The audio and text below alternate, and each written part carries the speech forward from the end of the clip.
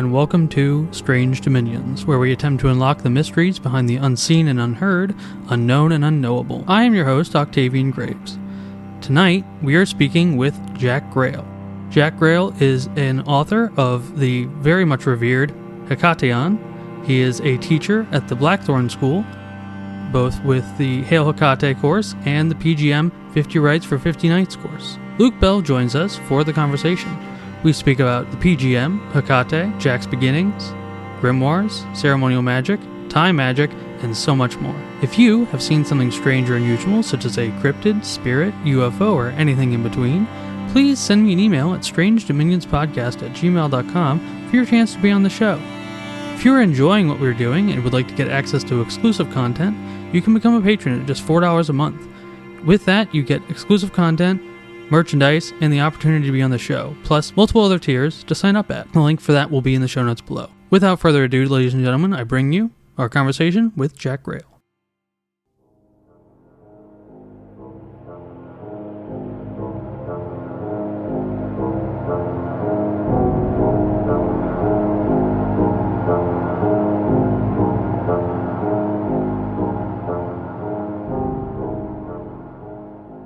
All right, tonight I am interviewing Jack Grayle, author, magician, and teacher, and backed by popular demand, the ceremonial magician himself, Luke Bell.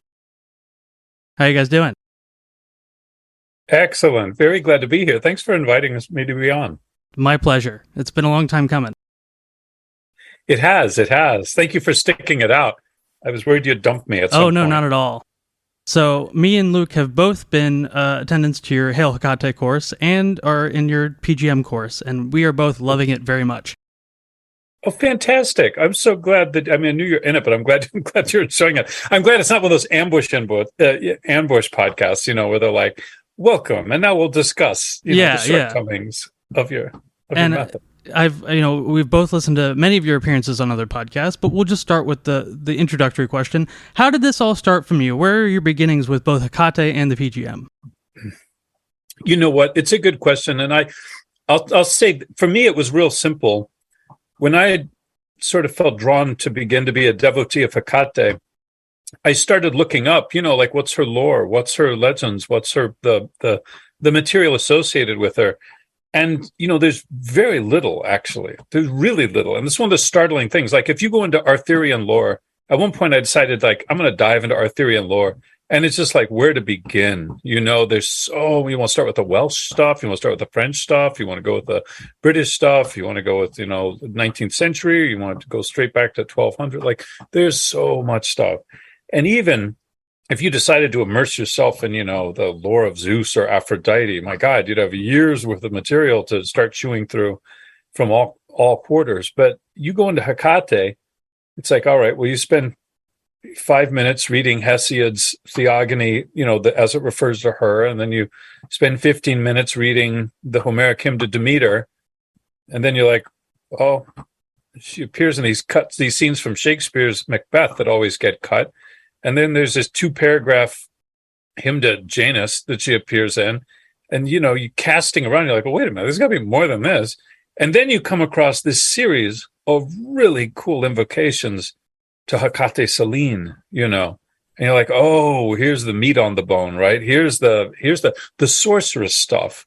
Because the other things might be a hymn, a devotional hymn, and the other stuff might be, a sort of a cosmogonic, theory of where she fits in. But as far as the magic goes and the conjuring, this volatile, multivalent, liminal power who's dynamic and dangerous and fluid and all that, you're like, oh, holy hell, this is the real stuff. And you come across 1, 2, 3 of these, and you're like, oh, wait a minute, they're all from the PGM. Yeah, there's a Norfolk hymn to Hekate, which is cool, but it can't compare to the hymn to Selene, can't compare the hymn to the waning moon, cannot compare to the necromantic, masterpiece to heroes and gladiators that died young, can't compare to love spell of attraction, can't compare to the slander spells, all that stuff. It's where she's the most vibrant, and you're conjuring her in these spells where written into the spell is her appearance. some of these spells call out halfway through, you're here, you're angry, you're wroth, well, hear my words, like this stuff. You're like, holy hell, like the structure of the spell contemplates it working. Like, it's not just something you do and burn incense and thinking, walk away thinking we good. It's like something you do expecting interaction. And there's this sense that they're dangerous. There's this sense when you read them for the first time, they're bizarre too, because they don't follow the set structure we're used to in kind of formal hymns, because they start with these long lists of epithets, which are contradictory. And then there'll be snatches of vowels that you're supposed to chant. And then there'll be these, magical voices, which we often don't know what they mean. And then there'll be descriptions of her in contradictory ways. You're beautiful, you're terrible, you're horrible, you're generous, you're invisible, you're here. And it's like, well, wait a second, what my linear mind is like, well, wait a minute, what is she then? But it's like, if you ask that question, you've already lost the game. The game is that she's what she wants to be, and she can't be put in a box. And that's what makes these spells, they sort of, like a Zen koan, they defeat the linear, cerebellum, trying to put a rational analysis box around her. And so they seem both at once mystical, sort of thaumaturgic and theurgic. They seem, she seems to be, they bring her close in a way that's really kind of uncomfortable and dangerous, but in a way that's quite real. And they always refer to, you look at the footnotes, where did this come from? The PGM. Oh, where did this come from? The PGM, the PGM, the PGM. And for those who don't know, as you guys know, the PGM it's a collection of about 300 spells that were collected and edited, but seem to have come from Roman Egypt, from a tomb, probably around Thebes, Egypt, what's now Luxor. And it seems like they were written by an actual practitioner of sorcery, probably for clients, in late antiquity. So they weren't meant to be published in a book. They weren't drafted to be neat and clean and comprehensive and in a rational order.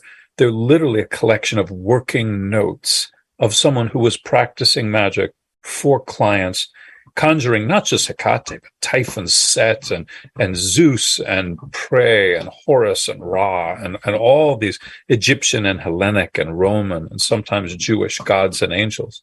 So that's the long answer to the question. Like, I started with the interest in Hekate, was kind of baffled by the relatively dearth of material, and then just stunned by these really wonderful sorceress invocations, all of which led like a trail of breadcrumbs directly back to the PGM, the Greco-Egyptian magical papyri. And so that's what really hooked me, especially since I didn't understand them at first. I was like, it wasn't like, I totally grasped them. I was like, what the hell is this? What am I looking at? These don't play by the same rules as a poem or a typical hymn.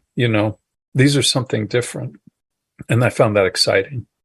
Absolutely. And that's a really, really beautiful way to answer that question.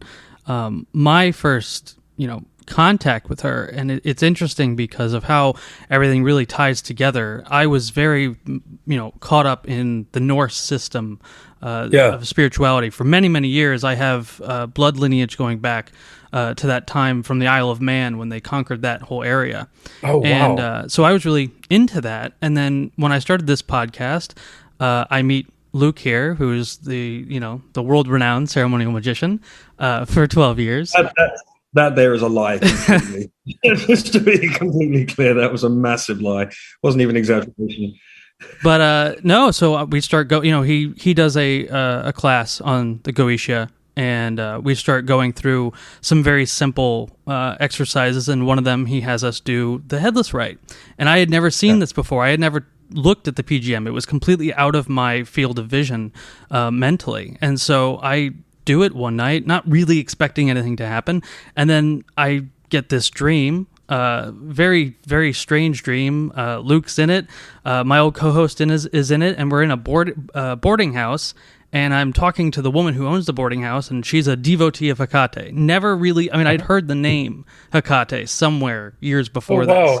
And I talked to Luke about it, and he's like, well, you might want to just set up an altar and see what happens. And the second I go out and start buying materials for this altar, I am bombarded with these synchronicities. I mean, she is coming up in places that she should not be. I remember the one that really, really hit me on the head was I was reading the Pseudonomicon, and Phil Hine is talking about Hekate in the intro to that book, and I'm like, what the hell is she doing in a Cthulhu magic book? And it's just been a really strange and wonderful journey since then.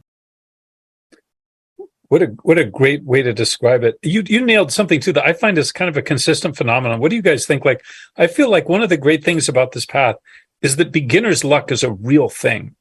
Like it's crazy. Like someone like I've been at it a few years, and I feel like I have to kind of scrabble and scrub away to get like results sometimes. But I remember when I was new, and like crazy stuff would happen all the time. It's like I feel like if you extend your hand initially to this world, if you take a step into it, if you're open to it, and you take an affirmative step to say, I'm willing to engage here, if there's someone on the other end of this line, I feel like people get the most crazy results back with synchronicities and coincidences and epiphanies and just startling results from their workings.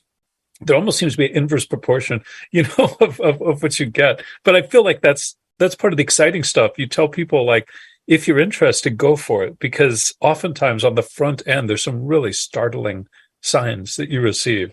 Oh, absolutely. I think McKenna has a quote about how, mushrooms are so easy and inviting to beginners, and they're so terrible and ruthless to veterans. Oh, no. You've really hit the nail on the head there, Jack, actually. Like, I often I've found that with people that I've kind of like tentatively shown the ropes to. I certainly found it with my own praxis as well, was one of the things, you have this massive success to begin with and go, oh my God, this stuff's real. It works. Like, this is not, this isn't superstitious nonsense. These aren't the scrawlings of medieval nutcases. This is real. And then for months afterwards, you're like, well, hold on, I can't seem to get the right. And it's almost like they kind of pull you in just for the initial. It's right. That's when the work starts. Start perfecting the system.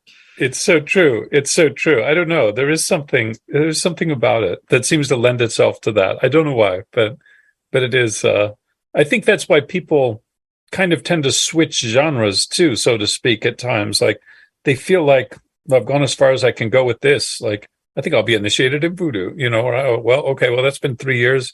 Time to dive into runes, like it's people, it's easy to make fun of that, but I understand the impulse, it's that joy of discovery, that joy of the new, that joy of, and, like with something with Hekate, well, there's like limited material. So I understand when people, want to move on to something else. But the fact is, where you're supposed to take off where it leaves off with your own praxis, and your own discoveries and your own personal magical language and your own personal, mythology and your own, like it's all this stuff is only as good as it triggers our own imagination, our own creativity, our own inspiration, our own journey.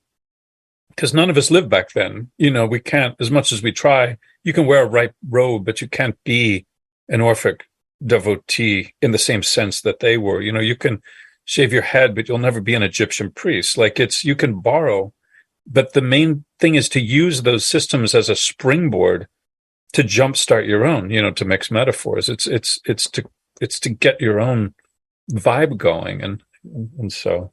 And after a little while as well, I don't correct me if I'm wrong, Jack. I'd be interested to hear your thoughts on this. That this is something that I've mentioned to a few people. Is after a while, you do get a little bit of like grimoire fatigue, as it were, and you get to a point in your practice where I have to point out to any readers here, there are actually no dogs in my place. It's just something that happens occasionally. I can't explain it. You get to a point in your practice where your sources of information, the new discoveries that you're making, come from the spirits or the gods that you're contacting. And after a little while, there's only so much lore, there's only so many descriptions you can read in manuscripts or papyri to like you say, to kind of springboard you there. But after a little while, it becomes to the personal gnosis that you obtain from the actual work that you're doing. Would you agree with that? Would that be a fair statement, do you think? Yeah, I do. And it's kind of, It's weird too, because I remember when I was a kid and practiced Orthodox religion, and you get so bored of going to mass. I was raised Roman Catholic, and it's like, God, the same thing every time, and it's one of the delights of going into esoteric spirituality, is that there's such a wealth of material. But then what's funny is that after doing it, a year or two, you're like, oh, Jesus, another Typhonic rite. Well, and that's the challenge, right?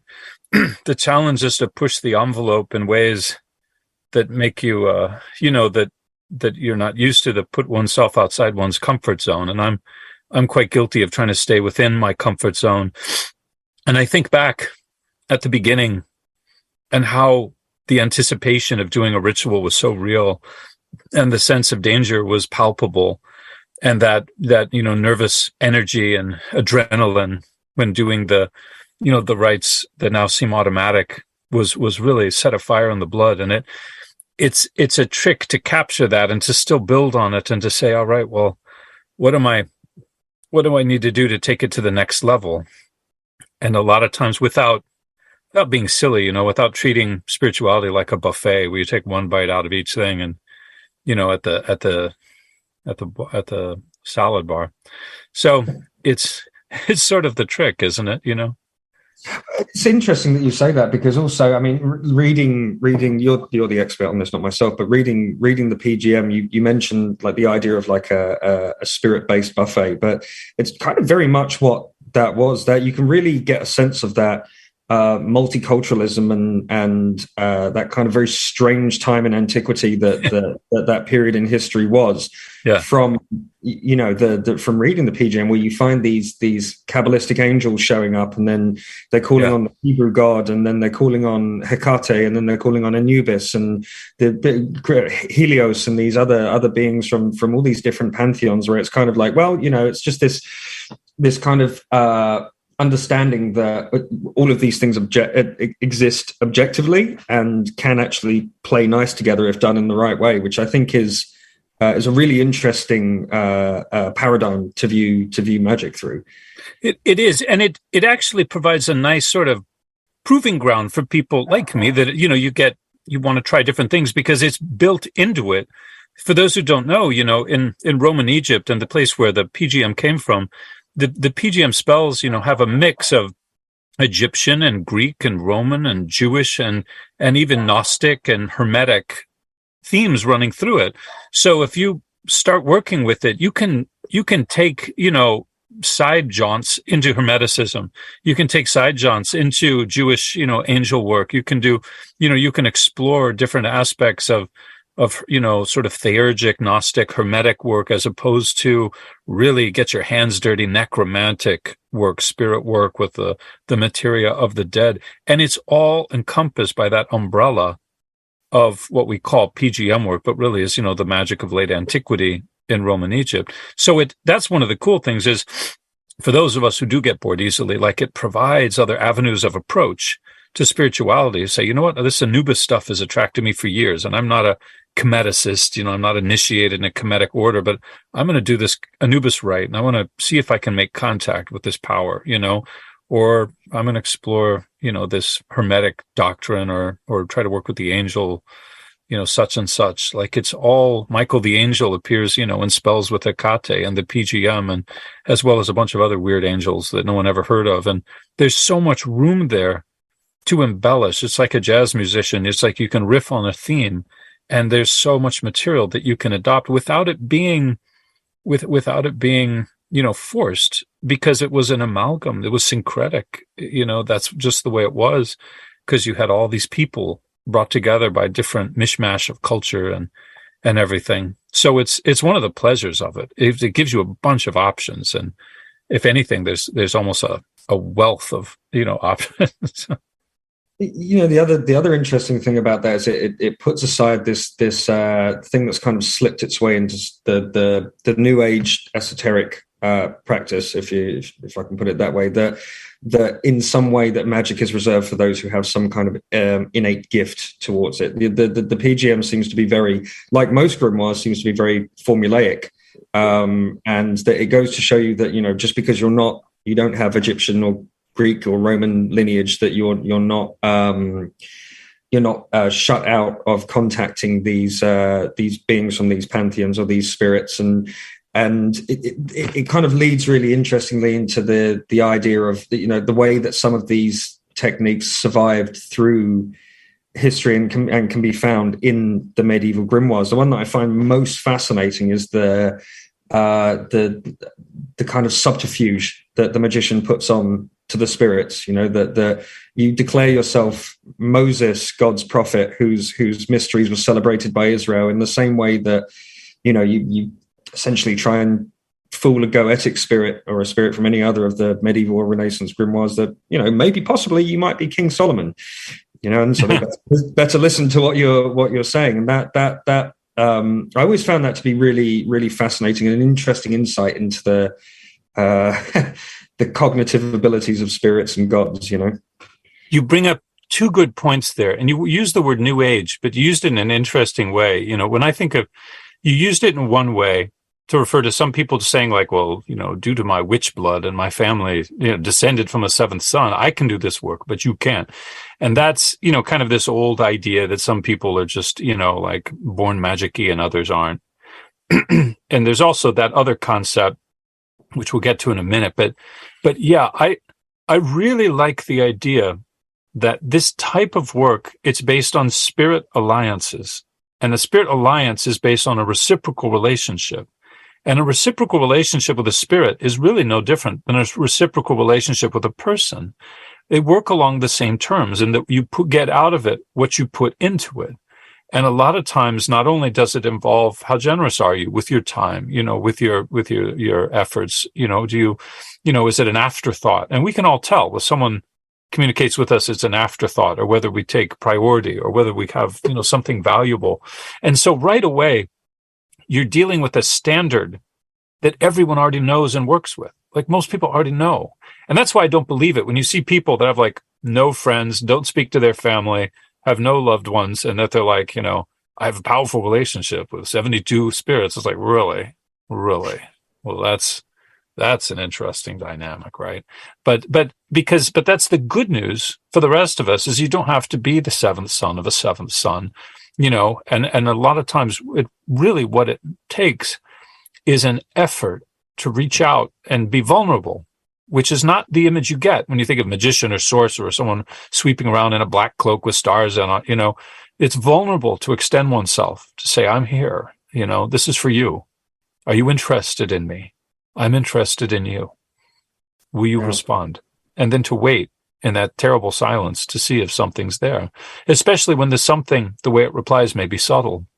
It won't, for most of us, it won't be visual or audio. It'll be over time, perhaps an improvement of our luck, perhaps a more better health, or more kind of heartened or energy, perhaps a series of synchronicities or odd surprises, perhaps in dreams, perhaps in just overall sense of well-being. I'm on the right track. I'm getting somewhere with this.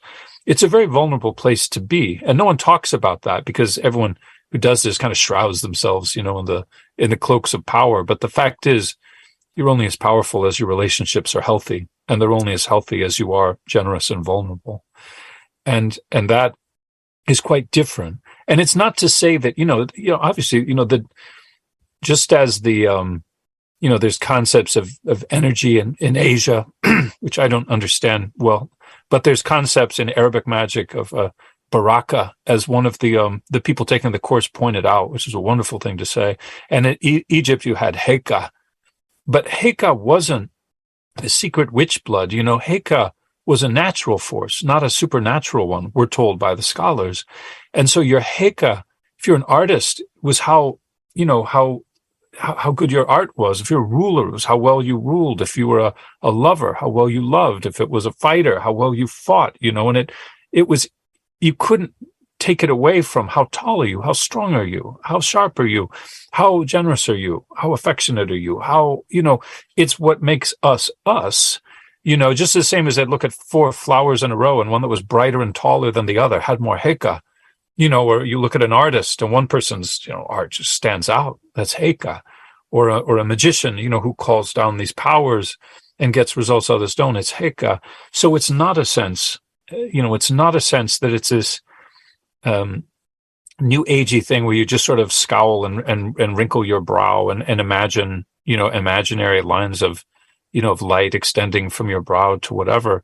The Heka is the life force that's in each of us, as if we're all, the twigs on a tree. We all have the same sap running through us, but some are bigger branches and some have brighter flowers. And they would have said, a pharaoh has more Heka than a priest, and a priest has more Heka than a non-priest, and a good warrior, good artist has more Heka than a bad one, and a great father and a great, shop owner has more Heka than a poor one.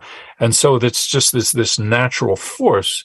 And a large part of doing this work comfortably is owning your own force, owning your own Heka, and saying, because it's a lot of these spells, as just, have this sort of a theosis in them. Say, I am Isis, or I am Thoth, or I am the great God who comes from above. And people always feel uncomfortable with that because we come, if you're from an Orthodox religious background, you come from a place where humility is valued and honesty. And you think, well, that's neither. I'm not Thoth. And if I say so, I'm neither humble nor honest, right? But the fact is, they would have said, if Thoth created everything, it created you. That makes you a child of Thoth, Just as you can say your parents' blood flows through you and you have their DNA in them, the Thothness of Thoth, flows through the magician. And he declares, to some degree, he or she declares, I am Thoth, so that they can do what Thoth did, which is create. I create my fate. I create a me with better health. I create a store with more customers. I create, a partner who's affectionate with me. I create, opportunities that wouldn't otherwise exist. Someone created the first draft of my fate, and I'm going to amend that first draft and revise it a little because I am a creator too. And, What a wonderful way to put it. And, interestingly enough, that was a revelation that I came to that I found infinitely helpful in my own personal praxis, because for a long time, again, I was raised Roman Catholic like yourself. So it's this thing of humility and not worshiping graven images and all these. And these are kind of sticking points that you have when you transition from, traditional religion into the esoteric. And, there are some significant overlaps there that I think people do ignore a lot. But having actually kind of, contemplated on that a lot, the idea of declaring yourself God or having that authority, that truly, I personally think that's where the whole idea of man being made in the image of God comes from, is that because God is everything, or the gods are everything, because they are creation and we are stardust born from that, that's humans seem to have this strange proclivity towards viewing ourselves as in some way separate to the universe around us, when actually we're pieces of it, So I think that's that kind of holistic view on, and using holistic in a slightly different sense than it's usually used, but that kind of holistic view on your place in creation, I think, is a really interesting thing for any like fledgling magician to really think about carefully. That's really well said. Let me ask you this: as a ceremonial magician, when you approach the PGM spells, how does that inform your approach? Because, for people that haven't looked at these spells, there's often gaps in the praxis because they were written for someone who knew how to do the basics. Right. So they don't contain a lot of instructions like, here's how you purify the room, and here's how you establish the space, and here's how you purify, there'll be references here and there about it, but there isn't an exhaustive, praxis for a lot of the stuff. How does that inform your approach? Yeah, the whole do the usual thing, right? It's there's nobody's quite figured out what the usual is. It's interesting. I think that it would have been a lot more helpful if I'd started with like the Betts translation of the PGM or even Dr. Skinner's Greco-Roman techniques of Greco-Roman magic, which is a fantastic resource for deciphering the PGM. I think if I'd started with that, there would have been a more kind of directly linear growth into it, but me being the kind of person I am, dove straight headfirst into working the Goetia when I was fairly young, and so the interesting thing about it was that like we mentioned at the top of the interview there, I had some pretty insane beginner's luck, and whilst we were saying that, the things can be subtle with the spirits. That's not to negate how impressive some of the experiences you can have through magic can be, and they can be extremely visceral and extremely physical. And I had some really quite serious successes at the beginning, and then things tapered off for a little while, which led me into looking at lots of other grimoires and realizing that there are bits, let's say, in the Hekataeon or in the Lucidarium or in the Grand Grimoire that aren't in the Goetia. Why are they not in the Goetia? Because they're in all of these others here, and you start piecing these things together. And when looking at that in relation to the PGM, I think the really fascinating thing for me was that and there have been scholars of magic that could go into this in far more detail than I could, but the transmission of these techniques that are still present in the Renaissance grimoires, and looking at things like the prohibitions on garlic and fish before entering a temple, and these diets and these purifications and these abstinences, and maybe starting to look at those as more of a physical thing as opposed to an internal purification, looking at those as more things that there are things that spirits find abhorrent in this world that they can't stand to be around in the same ways that humans can't, and there are things that they're scared of, and there are things that they are that keep them in line. The fact that the wearing of phylacteries was common in PGM magic in the same way that it is in Renaissance magic. And you look at this stuff and you look at, I think people have this kind of view of this post-industrial utopia of ancient Egypt, that everybody was just wandering around waving wands at each other and summoning spirits.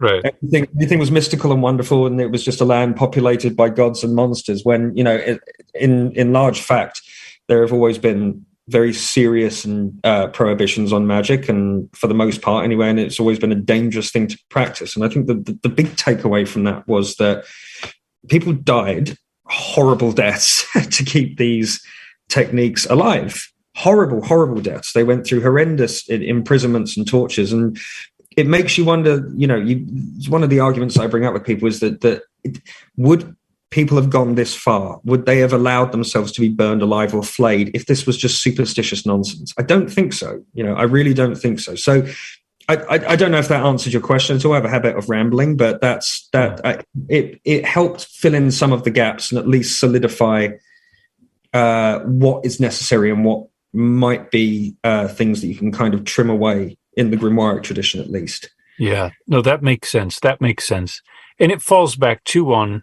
the relational. It falls back on the relational. As you know, the grimoires have lots of praxis, and some of it overlaps and some of it doesn't. But always integral to that is the magician's relation to his god, and his ability to put himself in that god's hands completely, and to a great extent, his ability to direct the angels comes from his relationship with God. With a full heart and with an open, and honest, thing. And I think that the PGM is too. They don't dictate clearly. They'll say incense, but you walk around in 3 circles with it. Is it clockwise? There's one mention of a chalk circle. What's in the circle?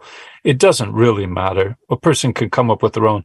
What matters is the relationship with the patron power.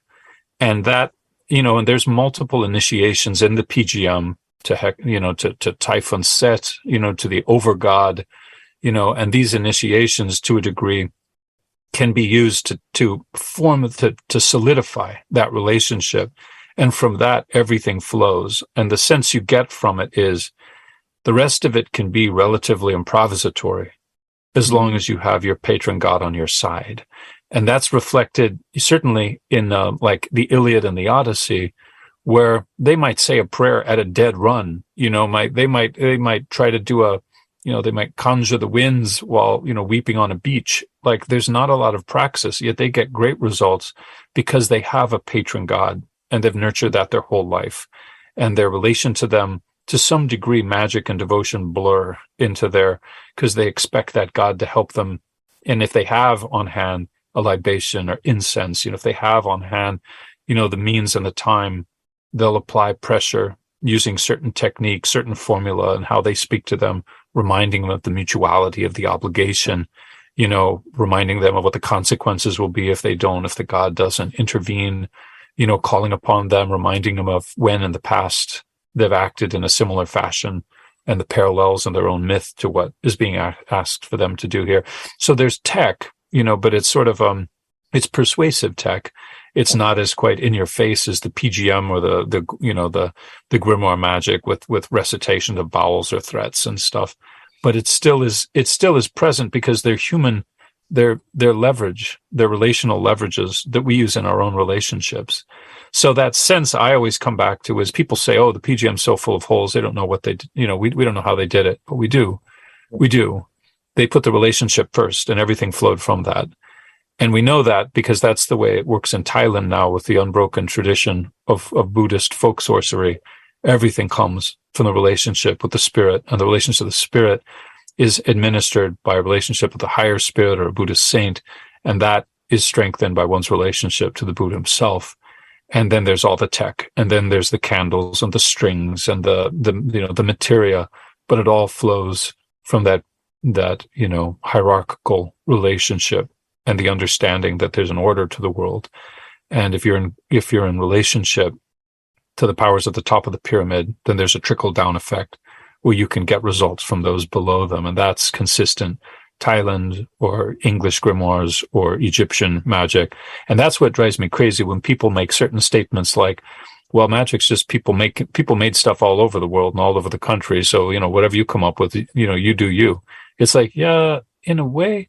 But the fact is, there's a consistent tech that can be found in the East and West, and 400 years ago and 2,000 years ago and today in the relational spirit work with a paradigm of mutuality and reciprocality, and even how to call and how to direct and how to reward or punish. There's consistency, whether it's magic of the saints or it's, magic of something entirely different. There's consistency there. And I find it really exciting. I'm sure you do. When you see these parallels, you're like, holy hell, these cultures are thousands of miles apart and thousands of years apart, but there's consistency, which means, you can grasp the actual paradigms of spirit work, through multiple cultures. It's exciting. It's really exciting, and I think it's a testament to the objective reality of the utility of these techniques. I don't think that this is just people, like you say, straining their brains and using the law of attraction and that kind of thing to buy themselves a new car. This is such incredibly important work and stuff that is has popped up without any notable cultural cross-pollination, over the course of millennia, which is incredible. And I think your example about the mutuality of the spirit work is really interesting. And I think that's one of the things that you grasp the further down this path that you walk.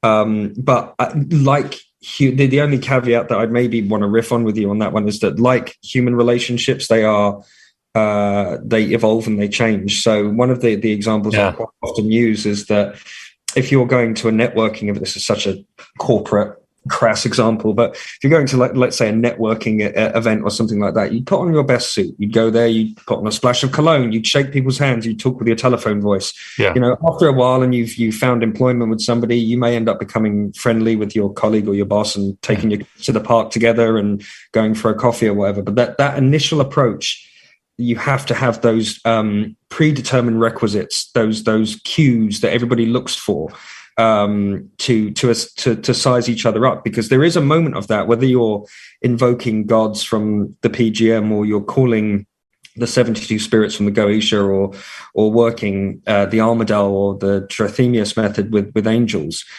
You and the spirit are both sizing each other up, to some degree. And I think it's something I'd like to get your thoughts on with this, because we've talked about magic in a very I don't want to say rose-tinted way, but it, as people that are devotees to it, and this is the path we walk, it's obviously going to be something that you talk about with a grin on your face and childlike excitement. But there are inherent dangers to magic as well. Magic can be very dangerous, and spirits can be very, very dangerous if treated poorly.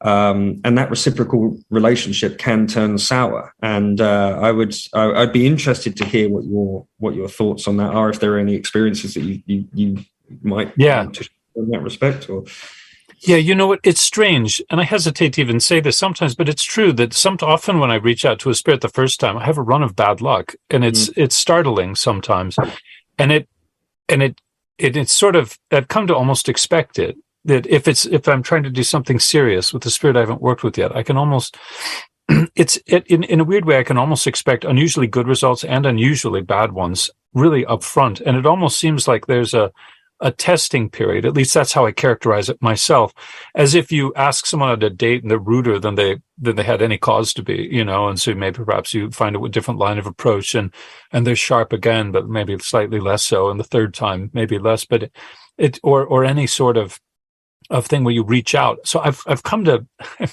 I've come to sort of, you know, my practice sort of failing up, you know, and you repeatedly you learn to be patient, or that is, I've learned to be patient, because I don't think I have a natural knack for this. So it's something I have to just kind of plug away at and keep going and say, you push past this period.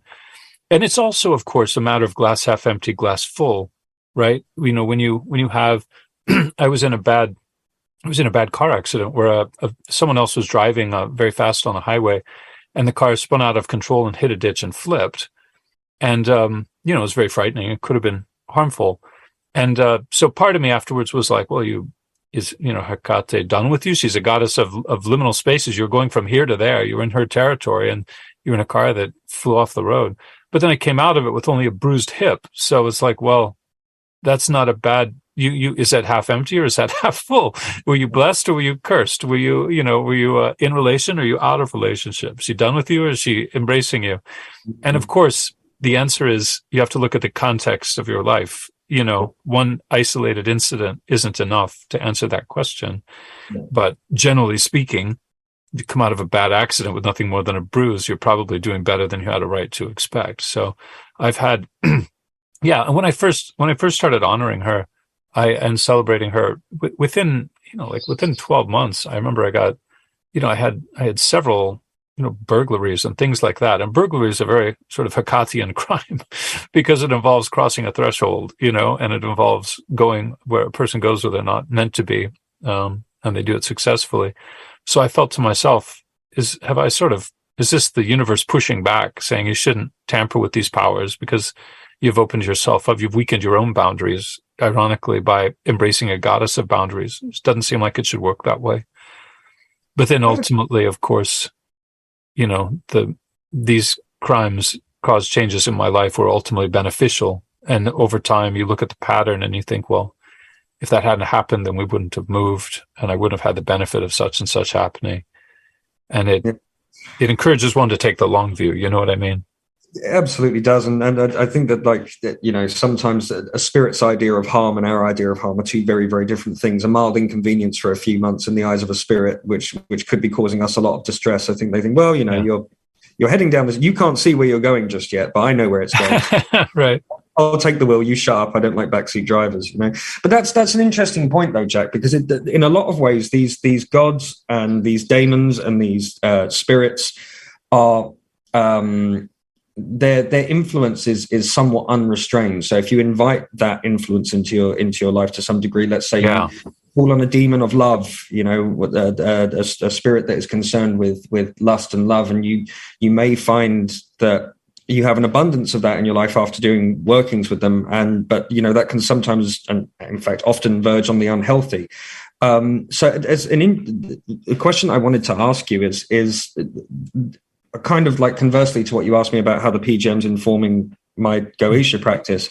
I know that if I'm not mistaken, correct me if I'm wrong, you've worked the Hekataeon quite extensively as well. Has there been anything in the medieval and Renaissance grimoires, let's say, for example, like the binding process, which there isn't a lot of in the PGM? Has any of that informed your PGM praxis? And if so, what? It's a good question. And I have to have a caveat that I used to do the Hekataeon regularly, and I haven't myself led that operation in some time, but I've been very privileged. I have a circle of friends, two of whom are accomplished magicians, and one of whom has been leading a series of Hekataeon rites, and I've been privileged to be present and assist with it. And he's just remarkable, far more accomplished than I'll ever be in that style. But it's been a genuine privilege to be part of that. I can say for my own practice, what I've learned, it helped the PGM work helped me temper my expectations with the grimoire work. Because when you look at the PGM, of course, the sign that the god has come is so variable in the PGM. Frequently it's described as, a bird will land near you, or you'll discover a rock near you, or the goddess will come, but you'll only hear her in your heart. No one else will hear her speak. Or, if you say this, get in a trance state, you'll have a vision. Or someone, or, you look at the Homeric, or the Iliad, or the Odyssey, frequently the gods speak to them through their friends, or through their coworkers, or through dreams, or through people. And gradually you sense that, so even Odysseus really didn't see Athena that often. He would see her in a servant girl or a shepherdess or whatever. And even the sorcerer of the PGM might see Typhon Set in a falcon flying by.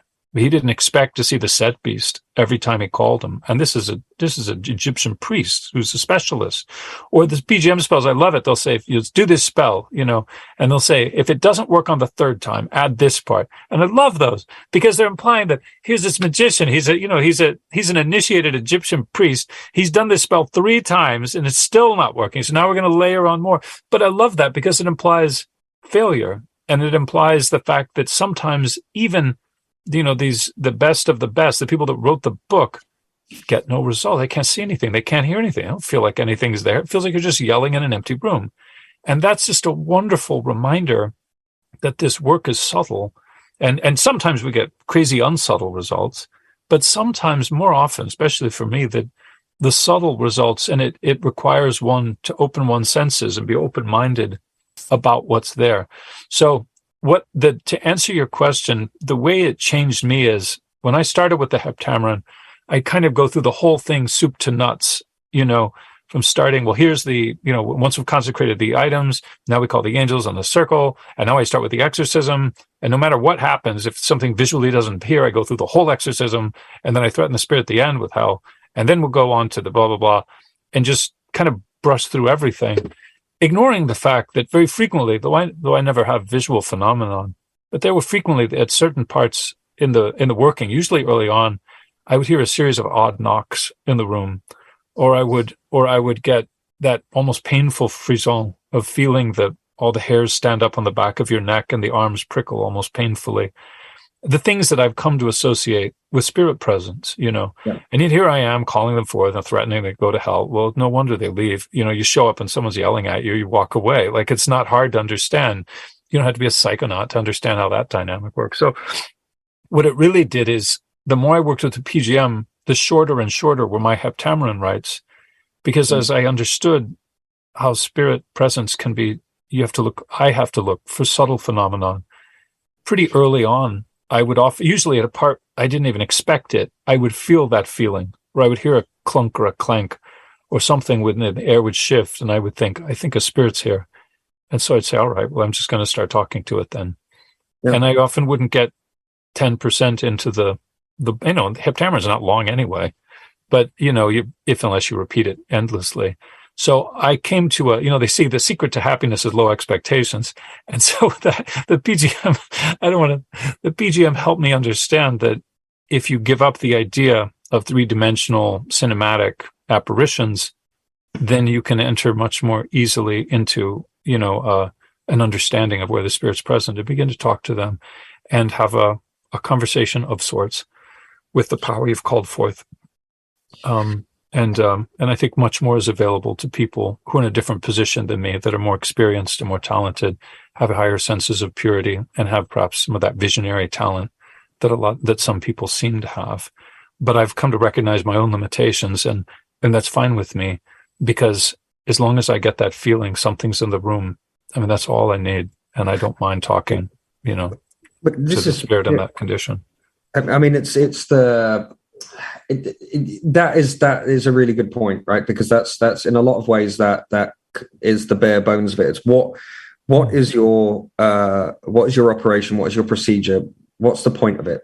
You know, if it's to get a very, I mean, I'm personally of the belief that magic is about pragmatism and causing change in the real world, and you know, like you quite rightly said, rewriting that first draft of your life and kind of getting things that you want, not to sound kind of flippant and selfish, but the times that I've had, and I've had a few extremely notable visual situations when working with the Goetia. On a couple of occasions, there were other people there that saw the same thing as well, and they were quite impressive, terrifying but impressive. But you do get to a stage where you start to realize, well, okay, like I know I've done this enough times now that I know that something's here. And some of the best kind of physical results I've had have actually been from when I've had zero visual apparition, maybe some audible stuff, and then 24 hours later, exactly what you asked for. Yes. I'd just like to note that in this conversation, Lazuski is rolling in his grave. Yeah. So, do you say Joseph Lazuski? Is that what you said? Lazuski is rolling in his grave with this whole idea of not abandoning the operation unless you have full manifestation.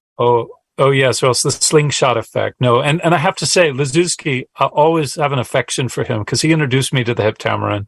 And me too. And I'll tell you something funny.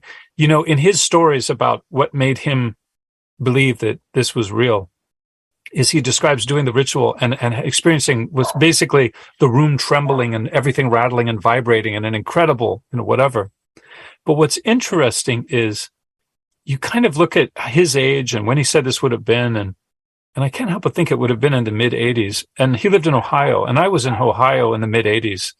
And I remember at some point, I remember there being a really unusual earthquake in Cleveland in the 80s, and all our classroom shook, and I was a kid then, and everything rattled and the floor trembled and everything like that, and everyone was freaked out.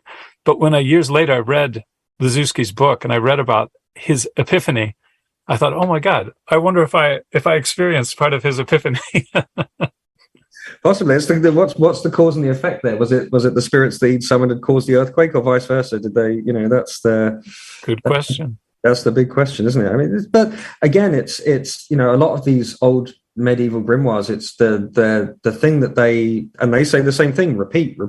Then it's like a flow chart. You've done this first invocation 3 or 4 times, spirit hasn't come, okay, move on to the next one. That's when you start threatening them with the names of God and burning their sigil and whatnot. And it all is directed at getting these things to appear, which I really do think that at least early in people's practice, it's a good idea to have that. It's a good idea to have that incredible experience where you, even if it's just, a disembodied face or a shadow walking around the circle, so that you can for yourself go, okay, this is not coincidence. Something very otherworldly is happening here. I think that there is definite utility to having those, extreme experiences that magic is certainly capable of bringing if practiced properly. Yeah, and I would eventually with the Heptameron stuff, when I do the rituals, I do it with my eyes closed because I didn't want the distraction of looking, and I wanted to, and sometimes I could hear things or think I could feel something physically, but it removed that tendency to constantly be judging my own performance. It's like a dancer can practice a piece glimpsing in the mirror, but they can't perform a piece looking in a mirror. Like they have to, in that moment, if you're performing a ballet or something like that, you have to, your gaze has to be inward, if anything. It can't be constantly checking to make sure you're on point properly or whatever. You can't do it. And for that same reason, I really got to the point, given my own limitations, where I couldn't look. I had to be able to just close my eyes and say the words and be present. It's something I do too. When I do my own devotional stuff, there's several, spirits in my space that I cultivate. And at the end of every rite, I'll blow out the last candle and be in the darkness. And it's not easy for me because the darkness tends to freak me out and always has, but I sit there with my arms outstretched in the darkness, and I try to let it a couple minutes pass like this. And very slowly you feel the space come alive when you do that. You hear a ticking sound, and you hear a soft clunk behind you. You hear something shift, you think you feel a breeze, but there's no reason there would be a breeze. And you sort of feel like things are uncoiling around you now that you're not yelling at everyone or talking nonstop or waving your hands. And there's there's a subtle feeling to it, as if the empty spaces are being filled by something. And it always kind of half freaks me out, but I've come to find it sort of half reassuring too, because you don't feel alone. And yet I find it's subtle, it's subtle, but it's become kind of important to me to be quiet and stop talking and feel the space fill in the darkness. It's been a good sort of exercise for me. Absolutely, and I think as a magician, you have to be very comfortable with spaces in the darkness and stuff. Right. Unfortunately, whilst as you say, being a hermit is not necessarily conducive to being a good magician.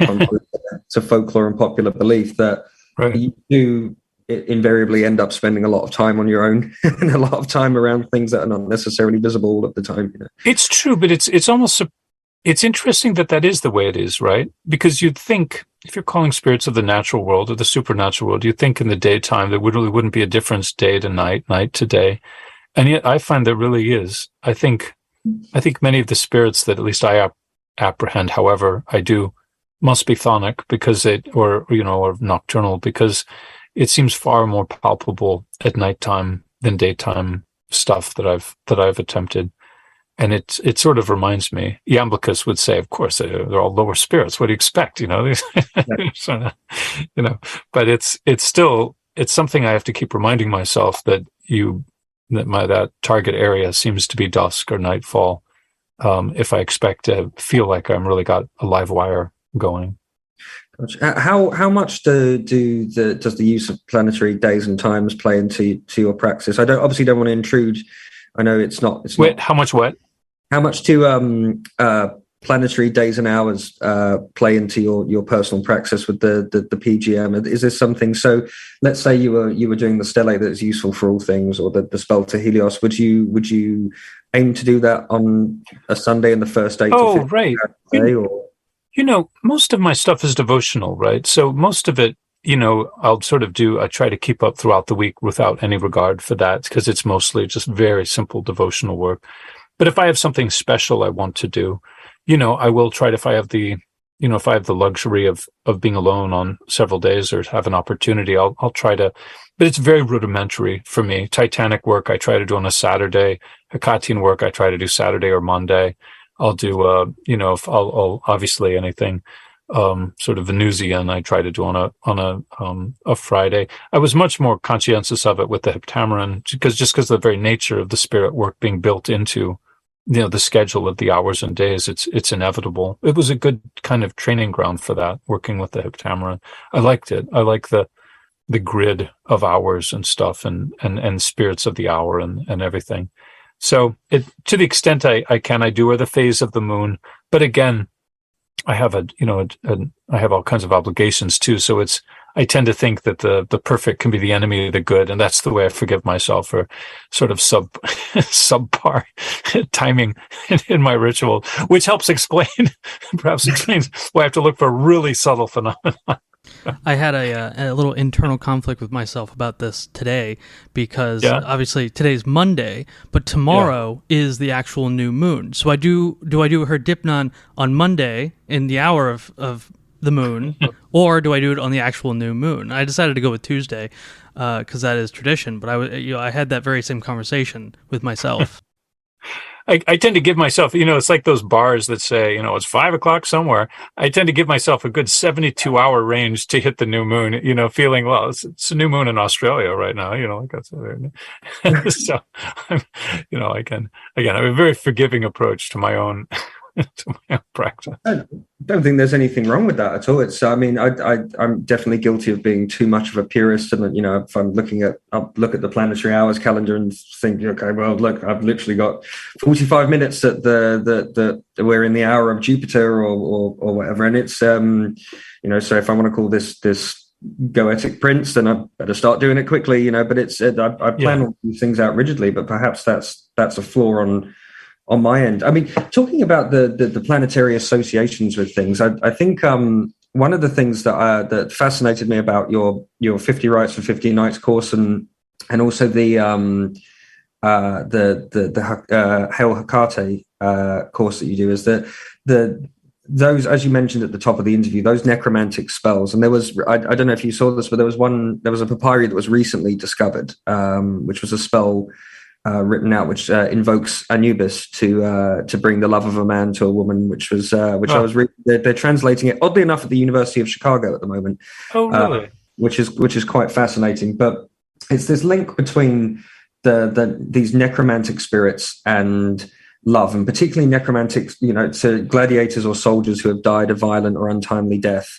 And it's this strange, it gives this really weird context to how love and romance was viewed in antiquity, as not a mutual pantomime of attraction, but as a battle that needed to be won by violent spirits, and that a heart was something to be conquered and not gently coerced. And you obviously those spells are visceral, to put it nicely, and not particularly politically correct. And I don't necessarily condone driving someone insane or starving them to death so that they come to you and as a lover. But you mentioned that you've mentioned previously that these particular spells, especially those ones where you feed the spirits of the gladiators, and those that can actually be used and adapted to other things, and presumably keeping the same calls to Hekate and the same spirits that are involved in there.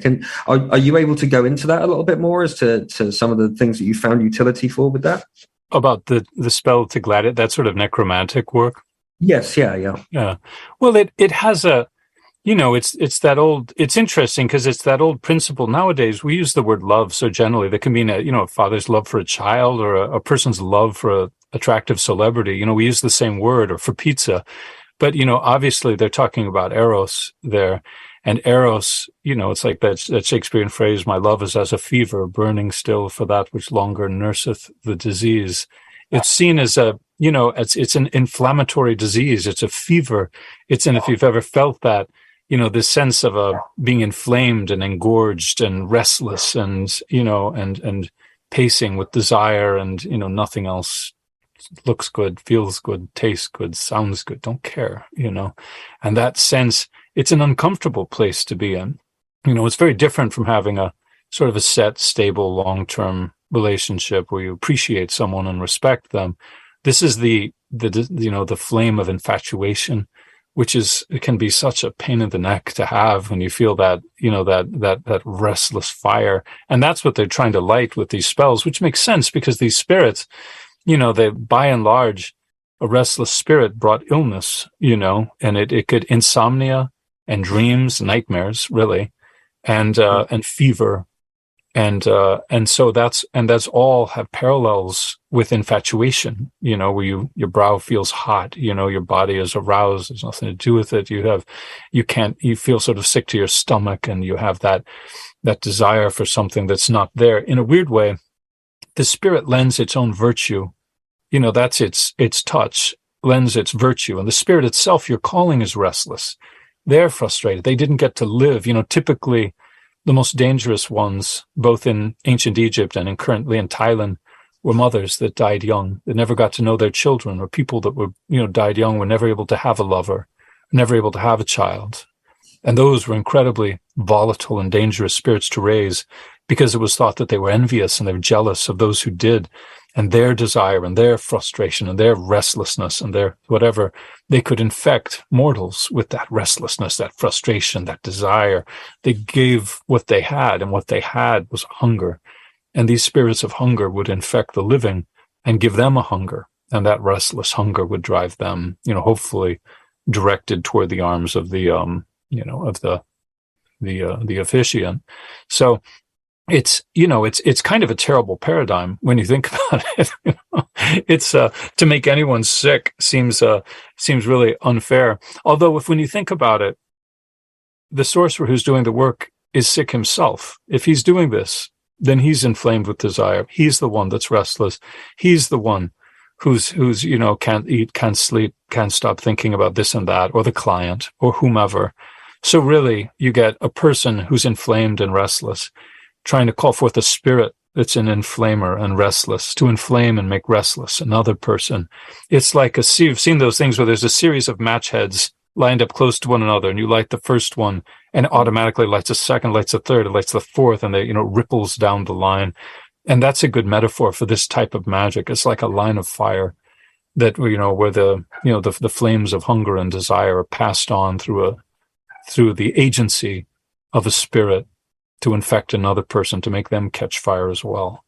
So it's there's something terrible about it, but there's something deeply human about the desire not to be alone with our misery and to share.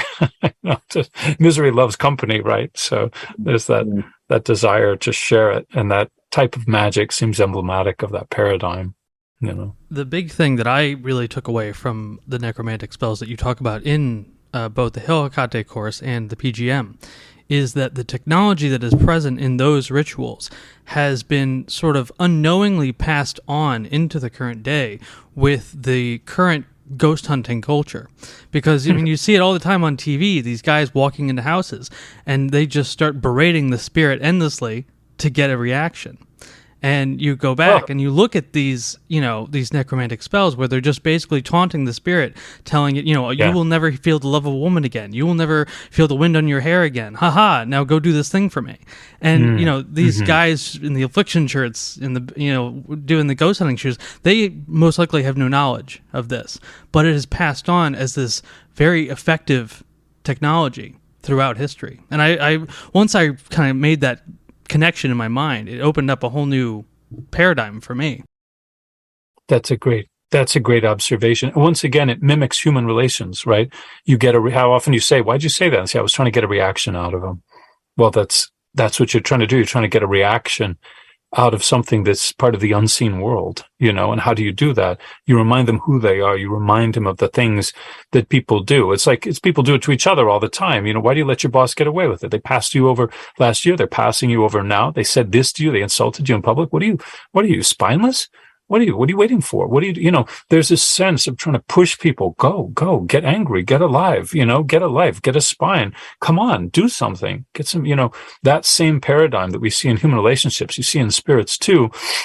And it's important that it's sort of administered in these spells, as there's often an intermediary spirit helping it happen.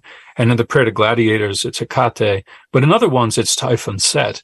And Typhon Set, who's, for the sort of the bad boy of Kemetic religion, Set is, but, he was a god of hot, dry heat and storms. He was a god of sort of like, sexual volatility, but not connected with fertility. He's basically, he had a big energy, and he was known for, inflaming and making hot. And he was also, a divider and a cutter and a crusher and a wrecker. And he was sort of in every way kind of the opposite of Horus, and the two defend the bark of the sun on its descent into the Duat. And in the darkest hour of the night, only Set can drive off the chaos serpent Apophis. And it's a great part of the myth that shows that even the most dangerous and volatile of us have a purpose and can serve a function within the context we live in. But the whole rest, the other 23 hours of the day, it's nothing but a pain in everyone's ass, sometimes literally. And in the PGM, often he's the one driving these hot spirits, as we'd call them, in other cultural contexts, to inflame, and there's images of him holding a scourge or a lash or something like that. And the idea is, in the PGM, he's lashing the spirit, very much like the wild hunt drives the spirits, or Hekate and her route, we can direct them. Or there's a sense of this volatile power that has a horde of spirits around them, that like base is basically a demon king, but he's, for that very reason, just like calling the four kings in the grimoire tradition, you call upon the baddest one so that he can direct the ones that are, bad but less powerful. So it's really a frightening paradigm when you think of it, but it's consistent, it's consistent. And there's a reason why in Thai magic, often the spirit directing the ghost as like a tiger head or something like that. I mean, he's the king. He's he's fierce, he's anamorphic, but he's also, predatory, and he's, and arrogant, and capable of ruling. And, and so is Hekate, and so is Typhon Set.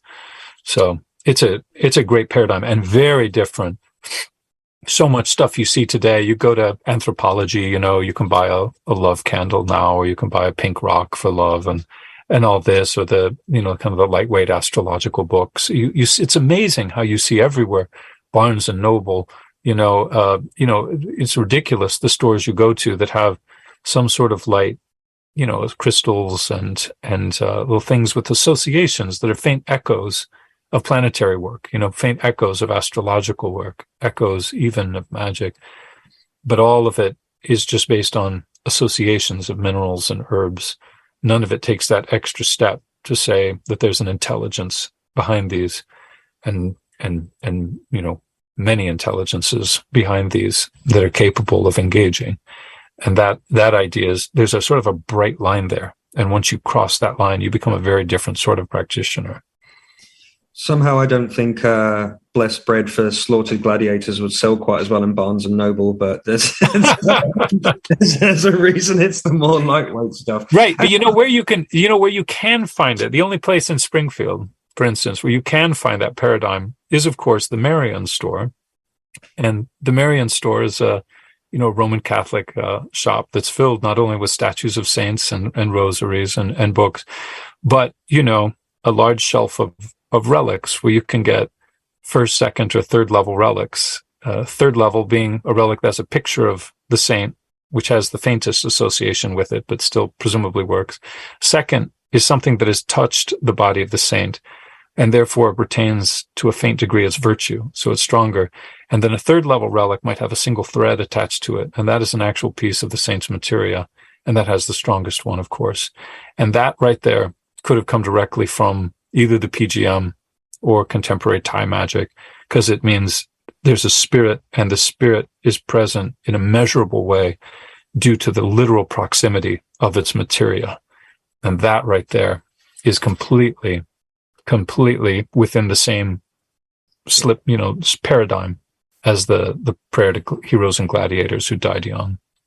You brought up two really fascinating points. There were more than two. The two that jumped out at me were the I'm really glad that you brought up the association with the four kings in the Solomonic tradition, because it's one of the things that I think people gloss over, is the incredible importance of hierarchy within the spirit world, that in order to call upon these lower spirits, which have spirits below them as well, these 72 demons in the Ars Goetia,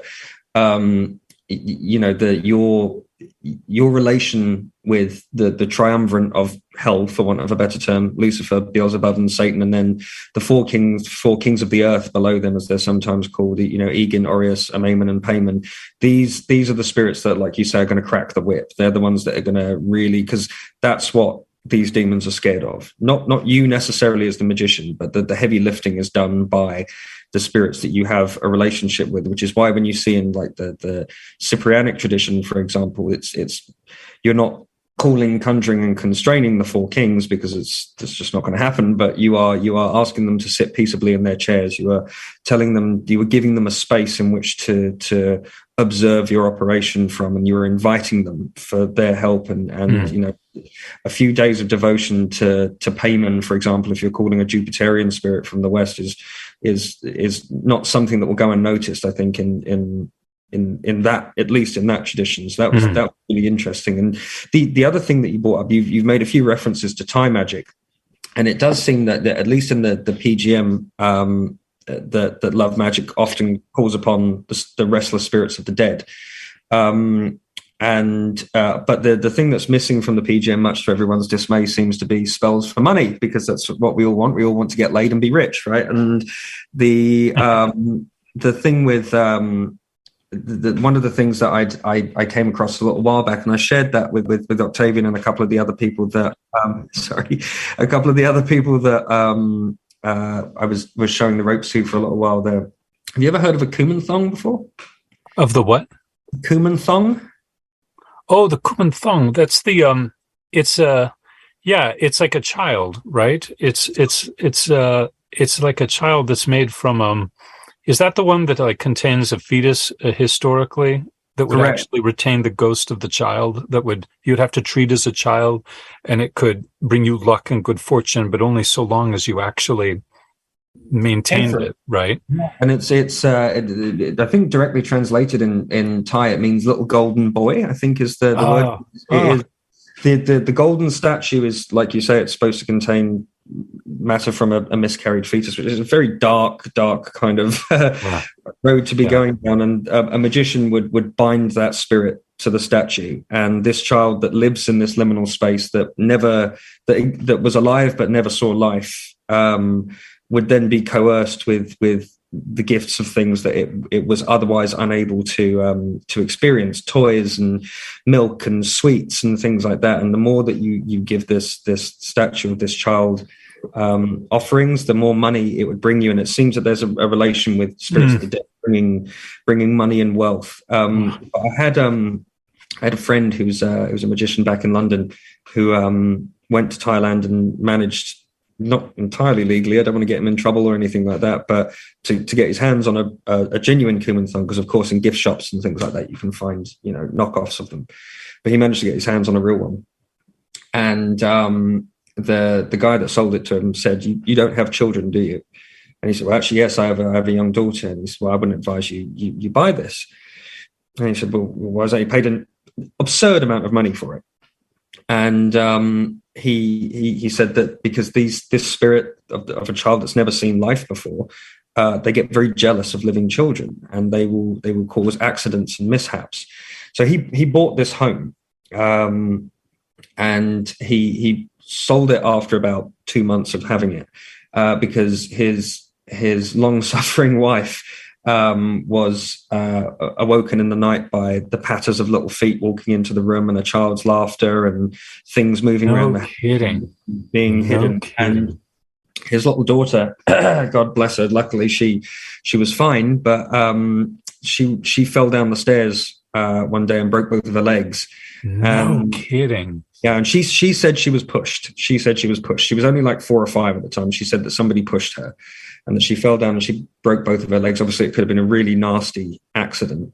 But it was at that point, he was like, okay, this is enough of this, But, at the same time, he got 3 promotions at work while he had this thing in the house, and they managed to move to a much, much bigger property, and he bought a new car, and, it seemed to be doing what it was supposed to be doing, but the consequences of it were just a little bit too much to swallow. You know what? That is a chilling tale, but it is fascinating. And it's one of the reasons why I tell people too, if you're going to work with a traditional restless spirit, don't bring it in the home. Don't bring it, especially if you have kids or pregnant women or something like that. Like these spirits were considered predatory, and you don't want them in the same house as people that are vulnerable, like young people or pregnant people. And it always freaks me out a bit when I see people invoking, on an altar, something in a house full of kids, a spirit that's known for being, predatory. And it always gives me the shivers. And that's the exact reason. What a great story. And what a great reminder that these things aren't always built just to, they have an independent existence of their own, and that you take them as they are, like they don't naturally conform to our ideal sense of what they should be, that they can make their presence known in ways that we don't always expect. What a great story. And I'm a little bit late on this, but going back to the conversation about love and love magic being brought by these very predatory spirits. Obviously, there's a spirit in the grimoire, Beleth, who is very infamous for being a pretty cantankerous spirit, yet he is the prime go-to for love spells and love magic. And so there is this very strange dichotomy between the most ferocious of beings presiding over this, what a lot of people in today's culture would consider a very tender office. Yeah. I would go so far as to say the most violent and aggressive spirit in the register of 72 in my humble experience on that one. He's one not to be fooled around with at all. And it goes back to your point about relationships with spirits, Jack, because I often find that, especially and to use that same phraseology in the kind of the space of New Age magic, where you see a lot of these books that you can buy on Amazon and stuff now by New Age magicians that will say that a circle's not necessary. You don't need to wear a phylactery. You don't need to use the sword or the crown or the incense or any of these things that have been part of the tradition for as long as they have. I mean, I personally think that it comes down to laziness to some degree, because people don't want to eat a vegetarian diet for 2 weeks and can't keep their hands off themselves or their spouse for that amount of time to do the purification and things. But there's this I find it to be rather troubling, but there's this almost over familiarity that people seem to have, especially with demons, particularly. Like it kind of verges on like the demonolatry side of things, where suddenly it's Beleth or Payman or Andromalius or Furcas or any of these spirits that you find in the Goetia. It's like they talk about them like they're pals, and that they're just calling them up for a quick chinwag at the end of the week, and there is no sense of like delineation between you and the spirit. That it's very casual and flippant, that relationship. And whilst I think that there is a relational aspect with spirits, and the best results come from those that you respect and work with on a regular basis, that there still has to be it's like a hierarchy between the conjurer, the magician, and the spirit. What can you talk on that a little bit? Yeah, as far as there being needs to be a hierarchy or sort of a spirit presence behind, a spiritual like intelligence behind as opposed to the New Age idea that it's just associative herbs and rocks, that kind of thing. Well, more or less. I think more of this this idea that demons and spirits all want to be your friend, and it comes from this place of that. I think people went so far the other way with rejecting the Christian paradigm of there being an overarching God and spirits below them, to the point where it's nobody wants to command a spirit anymore, because that would be an unkind thing to do. It'd be nasty to recite a curse to a spirit, or to lie to them and tell them that you were Thoth or that you were King Solomon, and that ultimately they just want to be your buddy, and if you're just really nice to them, then everything's going to be fine. Because as we've spoken about, these things can be dangerous, and they aren't always particularly happy at the idea that you've conjured them into some dingy basement and commanded them to go and find you an attractive girlfriend or lots of money or whatever. So I kind of just want to drill down on the relational aspect, whilst there has to be like respect there.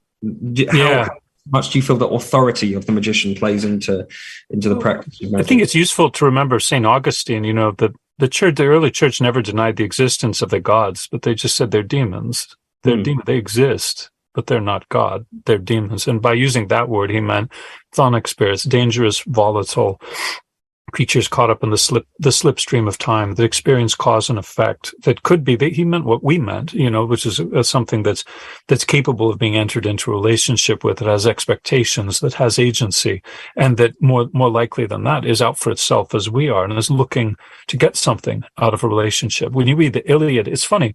You read the Iliad nowadays. You read, sort of Christian literature is full of good and bad spirits. It reflects a very Zoroastrian, image of all the good, the spirits of good and the spirits of bad and the sons of light and the sons of darkness. And it's very binary. But you read Iliad and Odyssey, the most dangerous god in it, and he's called that literally, is Apollo.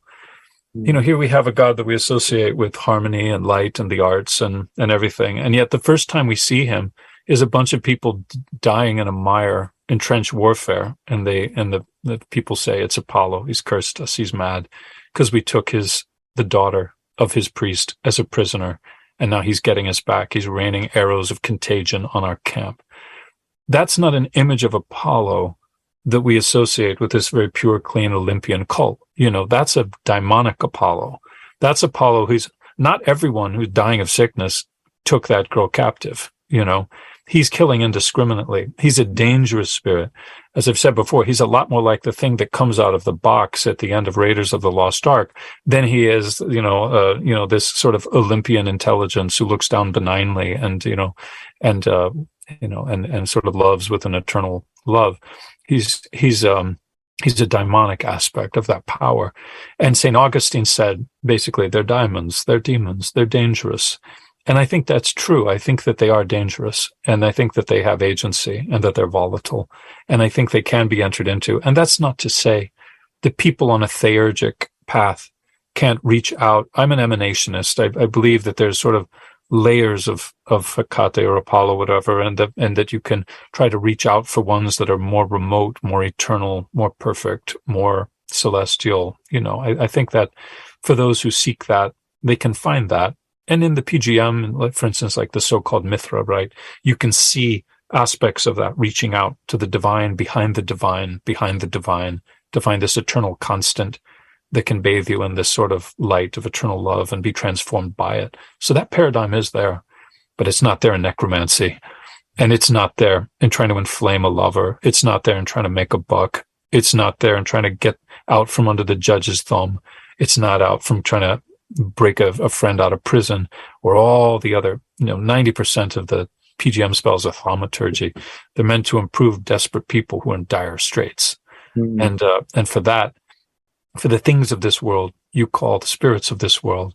And that's one of the reasons why in the medieval times they called Satan the prince of the world, prince of the air and prince of the world. That idea, he's in a sublunar realm. He's between the moon and the earth, the same way that they would refer to Hekate's sublunar spirits. It sounds flattering, but it's not. It means the mists and the winds that, cover our land, these powers that drift between the trees, the things in the graveyard, stuff that's caught up in the hedge, the thing whispering to us from the attic. That's the sublunar spirits. And they're more dangerous, but they're also, like restless spirits, they're subject to persuasion, and they're subject to being entered into. So they're available in ways that, perhaps the star Sirius isn't, or something. So there's this sense that once you dip your feet in these waters, like you said, you have to accept the fact that not everything just thinks you're great. Just like, any human circle you go into, you're not going to just be immediately embraced as, God's gift. You're going to have to earn your way and prove to them. And oftentimes, put in some serious effort to be accepted, and then to be able to call in a favor.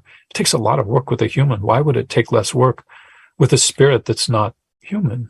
In a way, I think of when you're calling a spirit, it's sort of like swimming in the deep sea and also throwing bits of handfuls of chum as you're doing it, hoping to attract and saying, I hope this works out, because it'll work out one way or the other.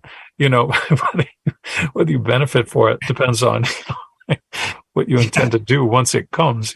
Some people do swim with sharks, but I think that's a real, I think that's a real consideration, what you just pointed out. And there's kind of an arrogance to what I think you call it New Age religion. And I like that image because it implies to me it's divorced from what came before. Yeah. And from what came before would be a healthy respect and even fear of that world, which is warranted. It's like that saying from the Bible, the beginning of wisdom is fear of the Lord. But that same phrase could be used to the spirit world as well. The wisdom comes from respecting them the way you'd respect a tiger or a great white shark. And people can be in relation with a tiger or a great white shark, but it takes, an effort, and it takes approaching slowly, being patient, being aware of them, figuring out. The first question is not what do I need from them, but what would they like from me? Yeah. And if you start from that place, then everything's probably going to get off on the right foot. But it takes being willing to think outside of your own needs for a minute and say, it's like Kennedy saying, don't ask what your country can do for you. What can you do for your country? It's a good place to say, not what can the spirit do for me, but what can I do for Baal? What can I do for Hekate? What could I offer? Typhon said. And if you start from that place, you'd probably be okay. That's a great point. Yeah, that's a great point. And it is worth bearing in mind that a spirit's nature can belie its office sometimes. A spirit of love is not necessarily loving. A spirit of wisdom is not necessarily wise. A spirit of patience is not necessarily patient. And I think that the way you put that was fantastic. And it's worth noting as well that fear is not synonymous with weakness. I think that a wise person will always be fearful of something they've not experienced or don't know to a healthy degree. And magic should in my opinion, evoke a visceral reaction in you. If it doesn't get some kind of emotional reaction out of you, you're probably not doing it right. And sitting in your armchair and visualizing something, whilst I think those things do have their utility. It's like you said, it is sitting in the dark with candlelight and calling out to these spirits is very scary, and it's even scarier when they show up. But such is the life you choose as a magician, right? This is the work, and you've got to. And that's one of the things that I've really liked about your previous interviews and your Hail Hekate course and the 50 Rites for 50 Nights. It's just, do you want to be a magician? Practice magic. Do it. Right. Things are going to go wrong. You are going to get your fingers burned. There's no two ways about it. But you can endlessly read grimoires, but that is a one-way ticket straight to the armchair. If you want to be a magician, you have to get up and you have to do it. And there will be more failures than there'll be successes. But when it finally snaps and you figure out your method, then that's when you're really cooking, right? Yeah, it's well put. It's funny. We use the phrase all the time, the art, ARTE, but it tends to somehow make us forget it is an art as well. With no E. And just as you couldn't call yourself a dancer or a writer if you only danced once a year or only wrote, a page, every 6 months, there is a sense of, an artist only gets better by constantly doing it and making as many mistakes as they can. And it's through doing it that you realize not just what quote works or quote doesn't, but what is you, what is you? Just like a painter, there's no wrong style, but any painter who paints for a length of time starts to narrow down, this is me, I like this spatter effect, that's me, or black and white, that's my thing, or I'm going to use all pastels, or forget it, it's going to write with my own blood, like whatever you discover, you don't have to work at it. It's intuitive. You suddenly realize what you like, and through that, you realize who you are. And magic is the same way. You try a goetic rite, you try a PGM ritual, you try this, you try that, and gradually, you just, without any decision-making, you think, I really love stellar work and astrological. That's my thing, or, oh God, making phylacteries, I'm a craftsman, it's my thing. Or other people, this romantic stuff, like it's natural that you just fall into what you discover who you are. It's like that on the Temple of Delphi, right? Know yourself. Nothing to excess. Yeah. So it's one of the ways to know ourselves through this work. And of course, since we're not static, that changes over time, because we're fluid and their experience of ourself changes. But it's a way of continuing to explore and develop and describe who we are through a relational form of art that's performative and also involves study and also involves, meditation and solitary work, or can be in a group setting. It's so flexible and plastic. It's got room for drama. It never ceases to amaze me how people soft sell the work when they want to. I've been part of so many rituals by people who are really spiritually, believe deeply, wonderful people, but they do their ritual reading off a page, whispering softly, and they do it once and then walk away. And it's like, you could look at you. You're this beautiful mammal with a deep voice, and there's 6 feet of you. And why are you not looking up? Why are you not, calling out your right? Why not do it 6 times instead of once? And why not bark like a dog or bellow like a bull? Why don't make a demand? Why don't act confident? You don't look like you believe anyone's going to answer. Why should anyone come forth? I can't even hear you. I'm 5 feet away. There's this sense of wanting to tell people, live fully through your art. Yeah. Give it 100%. So many people are far more animated watching their favorite sports team in the stands than they are doing a rite to save their friend's life or get a lover of a lifetime or save their business. It's like, how can that be? You're far more animated on the dance floor at your prom than you are in this ritual calling down a celestial power. Like, live fully, be big, make a big play, draw in, broad swatches of color. That I think it's hard because we spend so much time at work and other people trying to minimize our passions and sort of appear one of the herd and not seem weird and not seem to laugh, not to laugh too loud or gawk or show our dork side. But then when we're alone, when we're doing this work or when we're with our people, it takes a bit to shake off the shackles and be performative with it. Do you know what I mean? Like, do you feel that struggle sometimes too? Without a single shadow of a doubt, but like, and looking at that, because at the end of the day, when you're beginning, you feel like you're talking to yourself and you're dressed kind of funny, and you're probably kind of hungry and tired and sexually frustrated if you've done the things properly. So that's you're probably not in the best of moods to begin with, but you feel like you're talking to nothing, and it goes back to that point that I was saying earlier on, which is I think that those big successes at the beginning, especially like with visual or auditory experiences with spirits, are really important for fledgling magicians, because it's after that that kind of snaps and you go, no, I'm talking to something. I'm speaking to a god, to an intelligence, to a spirit that is potentially older than time itself. That has always existed, and that there is this aspect of divinity that I'm now coming into contact with, and when you look at it like that, you can really define magic as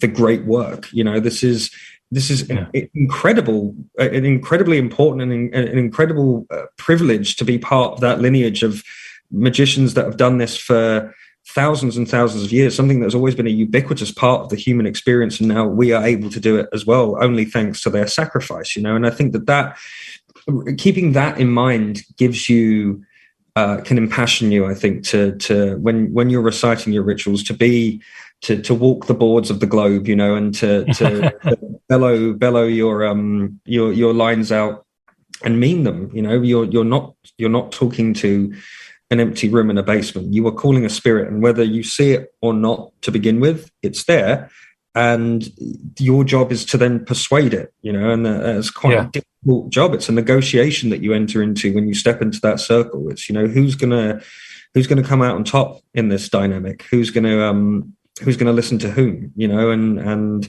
I think that's a really great point, that you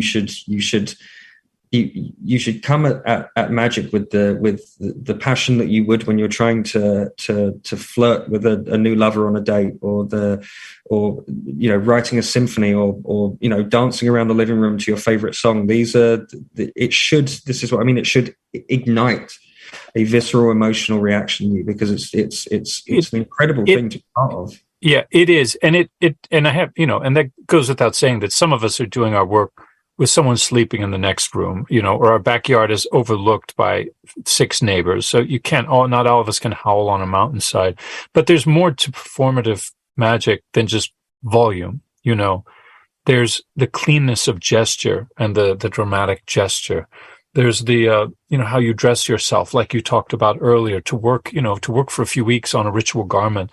That's a devotional act, to appear in their presence with something, or to save money for a tool, or to be able to, put into, even if you're silent, the confidence, perhaps memorizing the rite instead of reading it, or perhaps just determining, even if you have to whisper it because you have no other choice, determining that you're going to be practicing it so you can do it cleanly and fluently, and with capturing the full sense of it without stumbling over it repeatedly.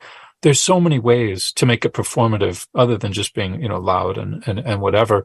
And it all comes from taking a pride in one's work. And the act of doing that, as anyone knows, it creates a sense of confidence. It creates a sense of whatever, even though everything always goes south in ritual, and no matter how much you practice it, you stumble, you knock over the candle, or you step backwards and crunch on the, crushed thing you're about to.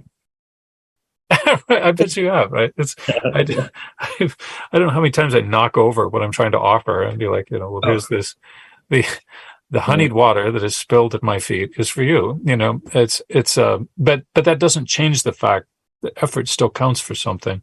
And there's and by making the effort, as you said at the very beginning, Luke, by making the effort, we tell them something, which is, I take this seriously enough to really bring my game. And, and I invite you to do the same. It's exciting, it's a sexy thing, and it's fraught with the possibilities of failure. It's inevitably, a failure of some kind, but what a beautiful failure it can be. And as we all know, if you ever seen someone, attempt and fall flat on their face to catch our attention or attraction, there's something engaging about it. It's like, wow, they tried really hard, but yet I'm more likely, to take that person out for lunch than someone who didn't even try at all.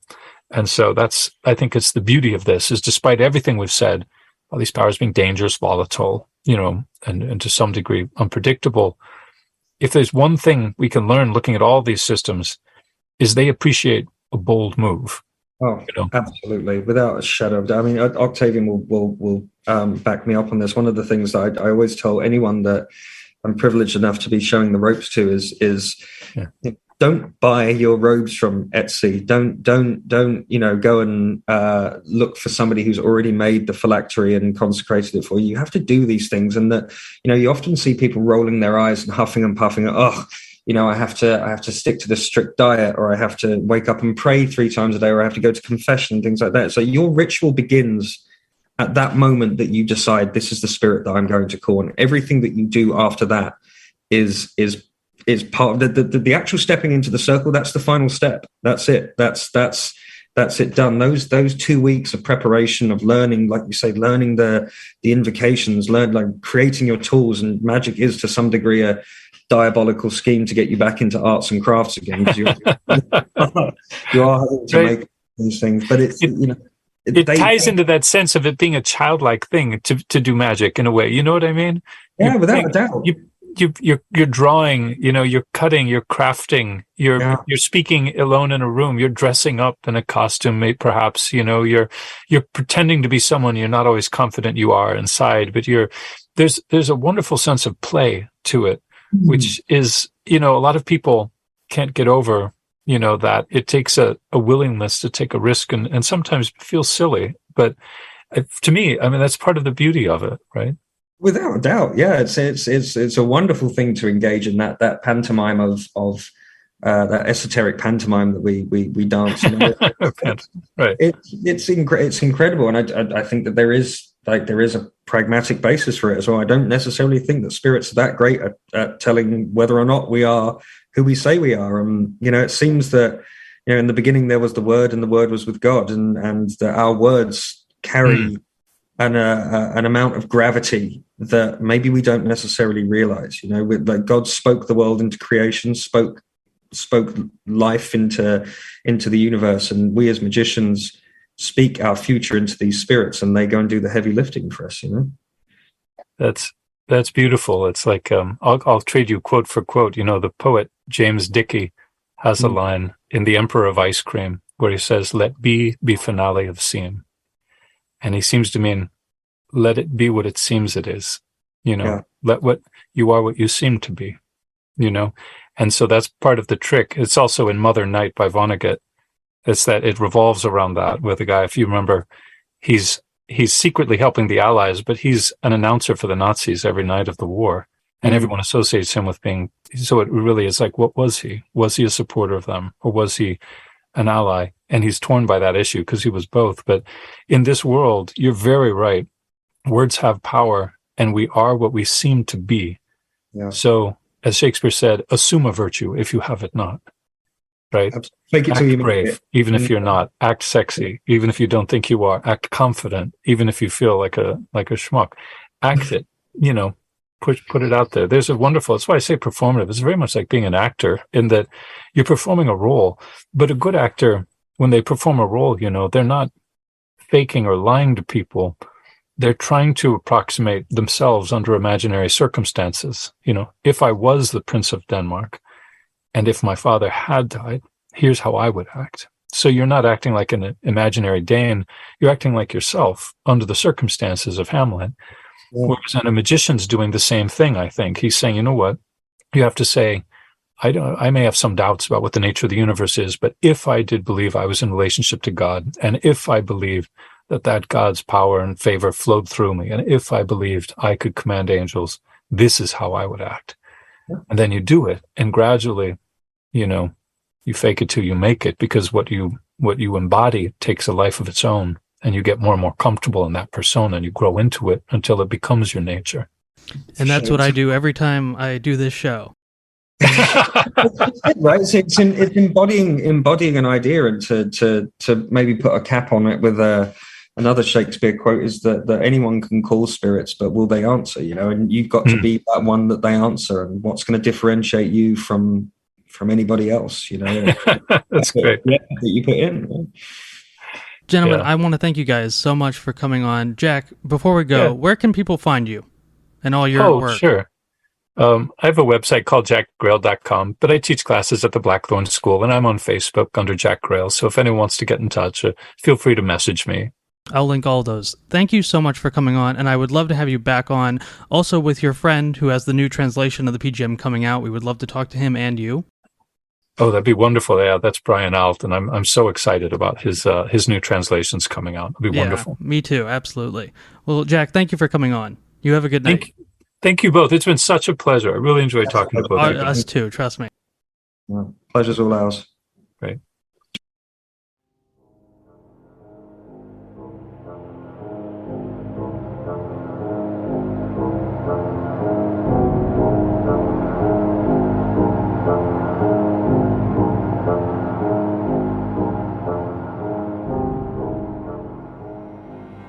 And that was our conversation with Jack Grayle. I really loved having him on the show, and I cannot wait to have him back on. All of his links will be in the show notes below, and if you are interested in taking any of his courses through the Blackthorn School, I highly recommend you take them. They are a blast, and well worth the money. Again, thank you all so much, and I will see you again on the Strange Dominions.